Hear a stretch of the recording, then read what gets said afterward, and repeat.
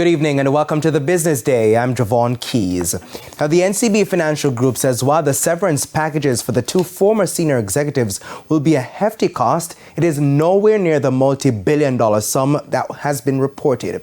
Well, here's more from the interview I did with NCB Financial Group Chairman Michael Lee-Chin. $13.8 billion is the round figure many have been hearing as discussions took place on what the severance package for the former CEO of NCB Financial Group Patrick Hilton and former Deputy CEO Dennis Cohen would look like. The sum is linked to 95.1 million shares surrendered by the men in July 2021, which were at the time valued at that sum. Chairman of the NCB Financial Group Michael Lee-Chin says what the men will receive is certainly less than that. I can assure you it's nowhere near 13 billion. That was a number that was fantasy, and it made good press. But the reality is, it's nowhere near 13 billion. Could you give us a closer ballpark? It will be disclosed on Tuesday when we report our annual report. The notes, it will be contained in the notes, but you can infer by going between the notes and the financial statement itself, and you'll be able to get a ballpark.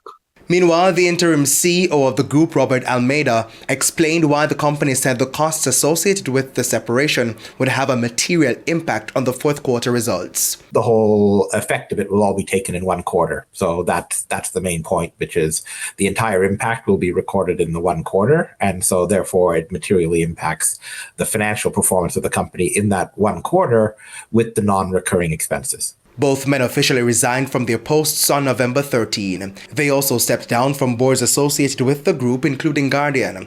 Looking at overall cost savings at the group, Mr. Almeida said the company has already shaved off more than $8 billion.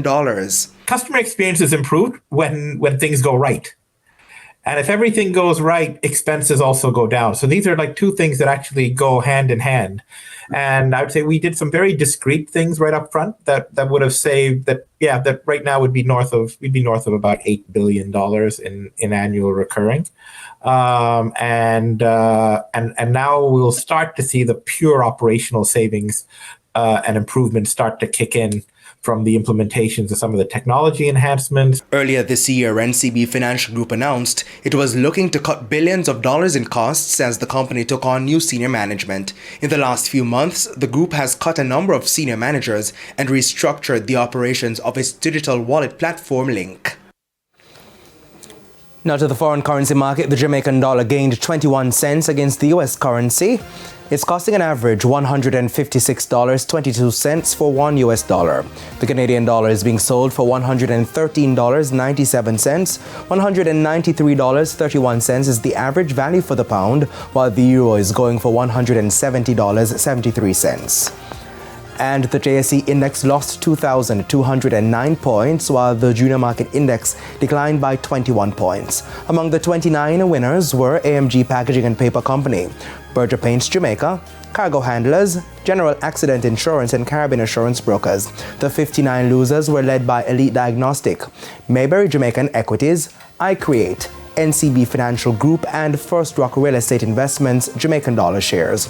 Now 17 stocks ended the session at the same price they started trading.